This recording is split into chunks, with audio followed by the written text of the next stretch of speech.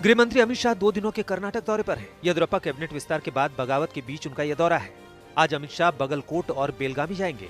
दोपहर 2:30 बजे गृह मंत्री बेलगामी में पब्लिक रैली को संबोधित करेंगे।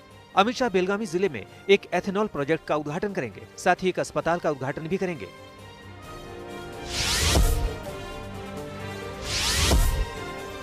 रक्षा मंत्री राजनाथ सिंह ने यूपी के सीएम योगी आदित्यनाथ की जमकर तारीफ की है। राजनाथ सिंह ने उनके परफॉर्मेंस को A1 बताया। आज तक के खास कार्यक्रम सीधी बात में उन्होंने यहाँ तक कहा कि योगी आदित्यनाथ उनसे भी बेहतर सीएम है। राजनाथ सिंह साल 2000 से 2 साल के लिए सीएम रहे थे। राजनाथ ने सीएम योगी की तारीफ करते हुए कहा कि वो हर तबके के विकास के लिए काम कर रहे हैं। उनका जीवन जनता के लिए समर्पित है।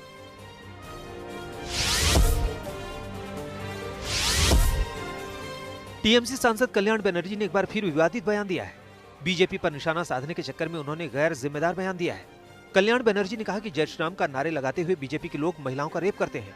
हाल ही में उन्होंने सीता पर भी गलत बयानी की थी, जिसके खिलाफ बिहार के सीतामढ़ी में केस दर्ज करवाया गया। टीएमसी सांसद कल्याण बनर्जी ने कांग्रेस सांसद अधीर रंजन चौधरी को भी नहीं बख्शा। कल्याण बनर्जी ने अधीर रंजन चौधरी को बंगाल में बीजेपी का सबसे बड़ा एजेंट बता दिया। अधीर रंजन चौधरी ने सुझाव दिया था कि ममता बनर्जी टीएमसी खत्म करके कांग्रेस में विलय कर ले।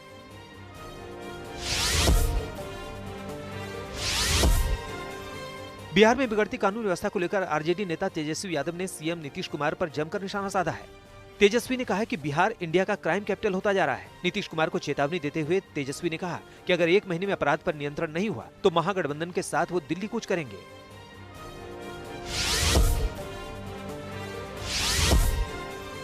रेप के आरोपी महाराष्ट्र के मंत्री धनंजय मुंडे की मुश्किलें कम नहीं हो रही हैं। बॉम्बे हाईकोर्ट में उनके खिलाफ एक याचिका दायर की गई है। रेप का केस दायर करने वाली महिला ने आज तक से खास बातचीत में कहा कि वो धनंजय मुंडे से डरी हुई है। पीड़िता का आरोप है कि धनंजय मुंडे के पास कई प्राइवेट वीडियो हैं, जिन्हें वो लीक कर सकते हैं। हालांकि इस मामले में धनंजय मुंडे को पार्टी से क्लीन चिट मिल गई है। एनसीपी ने इस्तीफा लेने से इनकार कर दिया है।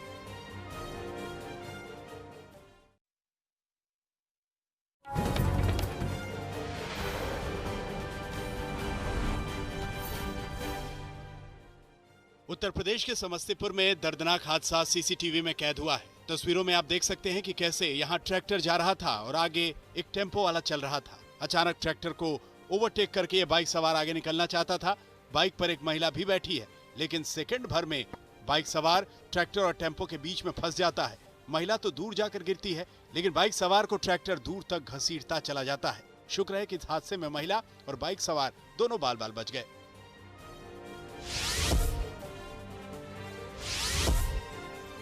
यूपी के बिजनौर में एक बर्थडे फायरिंग में एक शख्स को गोली लगी तो हड़कंप मच गया। मामला बिजनौर थाने के नूरपुर का है। जानकारी के मुताबिक नूरपुर के झिरनू गांव में एक शख्स के यहां बर्थडे पार्टी चल रही थी। बर्थडे पार्टी के दौरान यहां खुशी में गांव के ही शख्स ने गोली चलानी शुरू कर दी। इस गोलीकांड में एक 17 साल के लड़के के पैर में गोली लगी। जैसे ही गोली लगी वहां भगदड़ मच गई। घायल को अस्पताल पहुंचा दिया गया है, जबकि आरोपी को गिरफ्तार कर 325 बोर का तमंचा बरामद कर लिया गया है।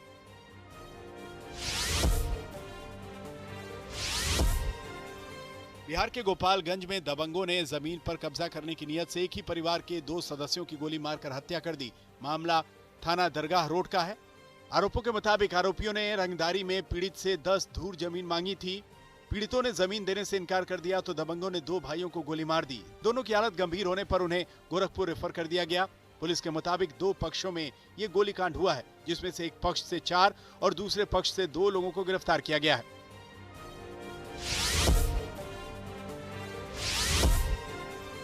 मध्य प्रदेश के उमरिया में 11 जनवरी से लापता नाबालिग वापस लौटी तो दरिंदगी की खौफनाक कहानी सामने आई। नाबालिग के मुताबिक उसका अपहरण करने वालों ने उसे बंधक बनाकर 4 दिन तक लगातार गैंगरेप किया। मामला उमरिया कोतवाली के सुभाषगंज का है, जहां पीड़िता अपनी मां के साथ किराए के मकान में रह रही थी, मगर 11 जनवरी को पीड़िता का बाजार से अपहरण हो गया था। 4 दिन बाद पीड़िता घर लौटी तो वारदात का खुलासा हुआ।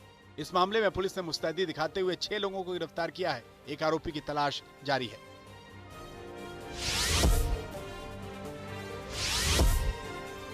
मध्य प्रदेश के बड़वानी में एक लड़की ने पुल से नदी में कूदकर खुदकुशी करने की कोशिश की। तस्वीरें देखिए। नर्मदा नदी में एक लड़की की रेस्क्यू ऑपरेशन की तस्वीरें हैं। मामला कोतवाली थाना क्षेत्र का है। चश्मदीद के मुताबिक एक लड़की कसरावत पुल पर आई और उसने नर्मदा में छलांग लगा दी, मगर लड़की के कूदते ही एक नाविक ने उसे देख लिया। तुरंत ही नाविक ने नर्मदा में अपनी नाव उतार दी। नाविक के शोर मचाने से गोताखोरों ने भी नाविक का साथ दिया और लड़की को सुरक्षित बचा लिया गया। पुलिस अब मामले की जांच कर रही है। आखिर किन वजहों से लड़की ने नदी में छलांग लगाई।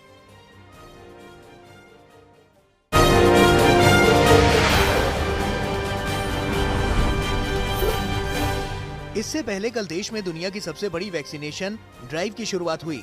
भारत ने मानव इतिहास की सबसे बड़ी बीमारी के खिलाफ निर्णायक लड़ाई का बिगुल बजाया। देश भर में 3300 से ज्यादा वैक्सीनेशन सेंटर पर एक साथ वैक्सीन लगाने की शुरुआत हुई। पीएम मोदी के संबोधन के साथ वैक्सीनेशन की शुरुआत हुई। सैकड़ों साथी ऐसे भी हैं जो कभी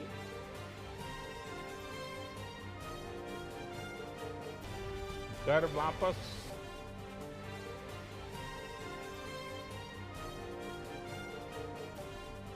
लौट ही नहीं आ पाए। उन्होंने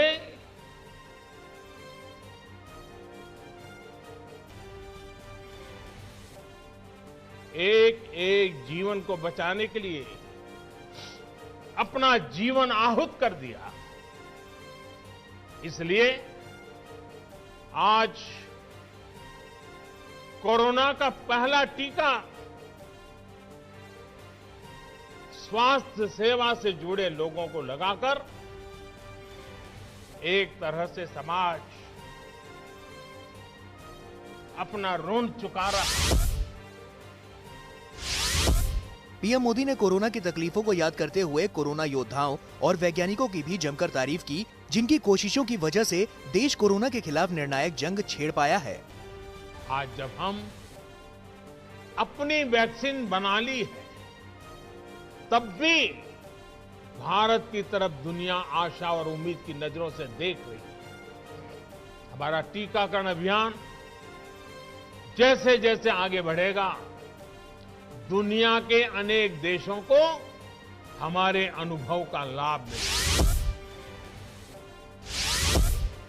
देश के कई शहरों के साथ अंतर्राष्ट्रीय सरहद पर भी कोरोना वैक्सीनेशन का महाअभियान शुरू हुआ। जैसलमेर में सीमा सुरक्षा बल के स्वास्थ्य कर्मियों को टीका लगाया गया। बीएसएफ के north sector DIG A K. Singh ने अभियान की शुरुआत की।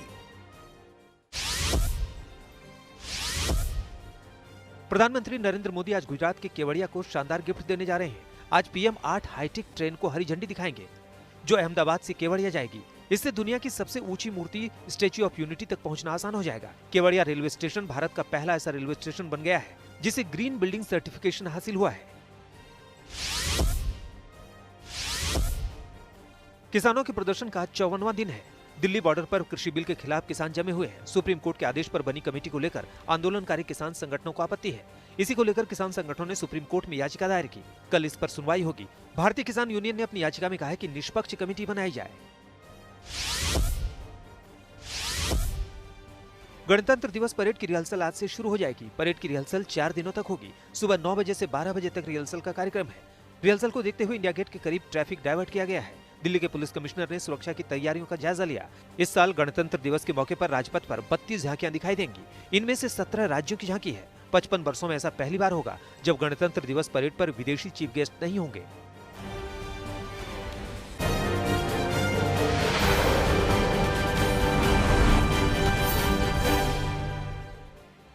दिल्ली समेत एनसीआर को रात में जबरदस्त कोहरे का सामना करना पड़ा, लेकिन अच्छी बात यह रही कि सुबह होते ही कुहासा छट गया और मौसम साफ हो गया। रात को दिल्ली में कहीं कहीं पर तो विजिबिलिटी महज कुछ मीटर ही रह गई। ऐसे में राहगीरों को बेहद परेशानियों का सामना करना पड़ा। दिल्ली से सटे नोएडा के कुछ हिस्सों में रात में घने कोहरे का कहर दिखा, खासकर ग्रेटर नोएडा एक्सप्रेसवे पर। एक्सप्रेसवे पर कोहरे की वजह से चंद मीटर की ही विजिबिलिटी दिखी। मौसम विभाग के मुताबिक दिल्ली के साथ चंडीगढ़, पंजाब, यूपी, बिहार, असम और मेघालय को देर तक घने कोहरे का सामना करना होगा। मौसम विभाग के मुताबिक घने कोहरे के बीच यूपी के लखनऊ में 25 मीटर, वाराणसी, बरेली, बहराइच में 50 मीटर विजिबिलिटी रही।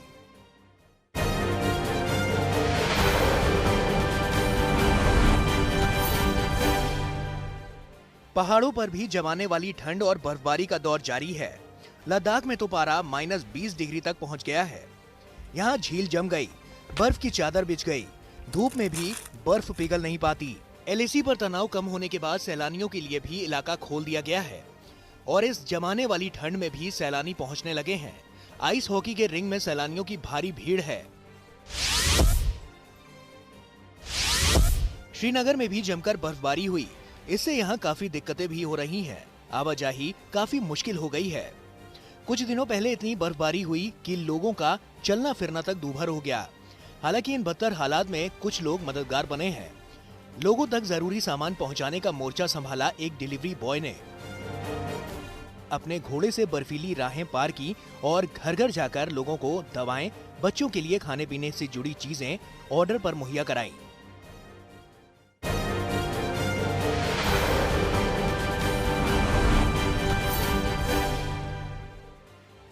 मध्य प्रदेश के बैतूल में हत्या का हैरान करने वाला मामला सामने आया है। यहाँ एक दत्तक पुत्री ने अपने ही पिता की हत्या प्रेमी और दोस्तों के साथ मिलकर कर दी। आरोपों के मुताबिक पिता अपनी बेटी को उसके बॉयफ्रेंड से मिलने जुलने और रात में फोन पर बात करने से टोकता था। इसी बात से नाराज होकर लड़की ने हत्या की साजिश रची थी। लड़की और उसके प्रेमी के साथ प्रेमी के 2 दोस्तों को पुलिस ने गिरफ्तार कर लिया है।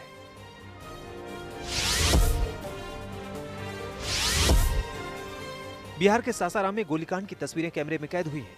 दरअसल दर्जन भर लोग एक दूसरे पर टूट पड़े। इसी मारपीट के बीच एक पक्ष ने फायरिंग शुरू कर दी। पूरा मामला जमीन से जुड़ा हुआ है।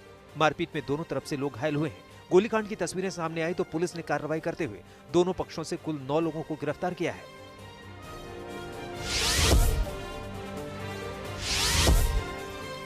पश्चिम बंगाल के हावड़ा में एक छात्रा का शव मिलने के बाद परिजनों ने जमकर हंगामा किया।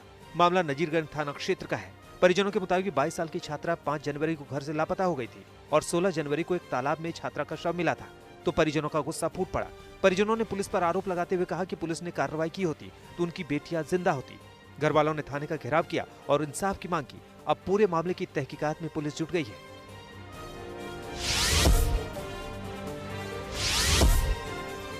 महाराष्ट्र के वर्धा में पुलिस को बड़ी कामयाबी मिली है। यहाँ पुलिस ने अवैध शराब की बड़ी खेप बरामद की है। मामला गिरट पुलिस थाना क्षेत्र का है। पुलिस को सूचना मिली थी कि यहाँ से विदेशी शराब की अवैध तस्करी हो रही है। पुलिस ने जाल बिछाया और चेक पोस्ट सखारा के पास एक ट्रक को पकड़ लिया।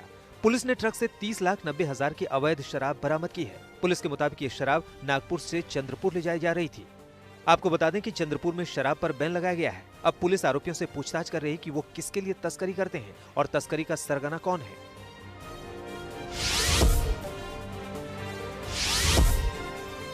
नोएडा पुलिस के हत्थे शातिर ठग चढ़े हैं।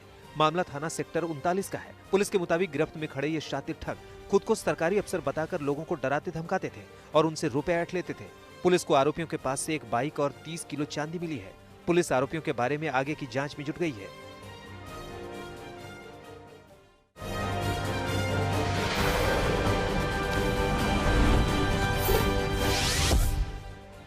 अमेरिका में जो बाइडेन के राष्ट्रपति पद की शपथ लेने से पहले ही राष्ट्रपति डोनाल्ड ट्रंप व्हाइट हाउस छोड़कर चले जाएंगे। अमेरिकी मीडिया के मुताबिक जो बाइडेन अगले हफ्ते बुधवार को राष्ट्रपति पद की शपथ लेंगे। इसी दिन सुबह ही राष्ट्रपति ट्रंप वॉशिंगटन डीसी छोड़कर फ्लोरिडा चले जाएंगे।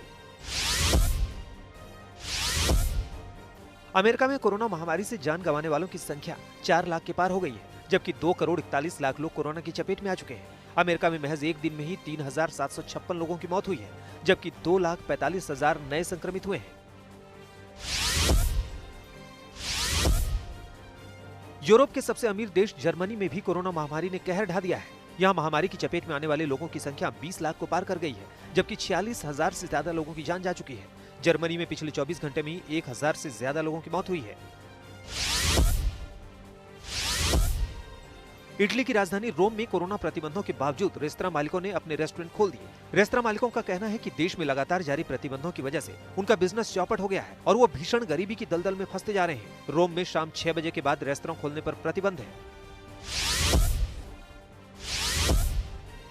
फ्रांस में कोरोना वैक्सीनेशन को झटका लगा है। पेरिस के कई अस्पतालों में समय पर वैक्सीन की सप्लाई नहीं हो पा रही है। फ्रांस के स्वास्थ्य मंत्री के मुताबिक अमेरिकी दवा कंपनी फाइजर से समय पर वैक्सीन नहीं मिल पा रही है, जिसकी वजह से टीकाकरण में देरी हो रही है। रूस में कोरोना महामारी के बीच स्कूलों को खोल दिया गया है। पहले दिन बड़ी संख्या में बच्चे स्कूल पहुंचे। राजधानी मॉस्को के स्कूलों में कोरोना से बचाव के हर उपाय किए गए हैं। क्लासरूम में सोशल डिस्टेंसिंग से लेकर सैनिटाइजर तक की व्यवस्था की गई है।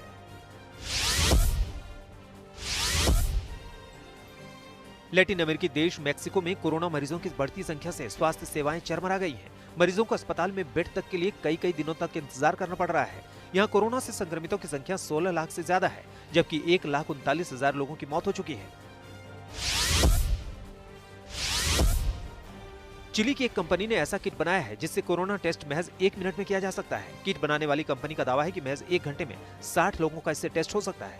फिलहाल टेस्ट किट का इस्तेमाल बसों में चढ़ने वाले यात्रियों के लिए किया जा रहा है। अमेरिका के न्यूयॉर्क शहर में एक बस पुल से नीचे गिरकर हवा में लटक गई। इस हादसे में चालक सहित 7 लोग घायल हो गए। हादसा कैसे हुआ अभी तक पता नहीं चल पाया है। न्यूयॉर्क प्रशासन ने हादसे की जांच के आदेश दे दिए हैं। टर्की के इस्तांबुल शहर में मौसम की पहली बर्फबारी हुई है। पूरा शहर सफेद चादर में लिपटा हुआ नजर आ रहा है। साथ ही यहाँ बर्फीली हवाएं चल रही हैं, जिसकी वजह से शहर में लगातार तापमान में गिरावट दर्ज की जा रही है।